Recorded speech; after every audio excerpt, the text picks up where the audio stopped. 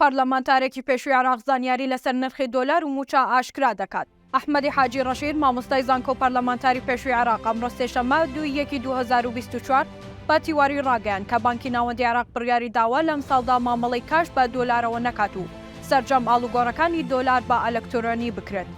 ئەحمەدی حاجی ڕەشید ئاشکرای کرد ئەم بڕیارە کاریگەری زۆری لەسەر بازار و نرخی دۆلار دەبێت لە بازاڕەکاندا و ئەمەش دەبێتە هۆی ئەوەی کە نرخی دۆلار لە بازاردا زۆر لەو نرخی پێشوو بەرزتر بێتەوە.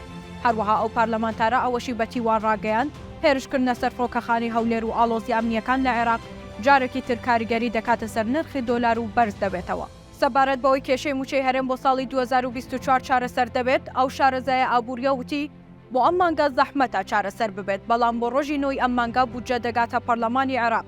بۆیە قسەکە لەسەر ئەوەیە پەرلەمانی عێراق بە ماوەی چەند دەتوانێت پرۆژەکە تێدەپەڕێنێت. بەشێک لە پەرلەمانتارانی لیژنەی دارایی عێراقیش سوورن موچەی هەرێم بۆ ساڵی 2024 جیا بکرێتەوە.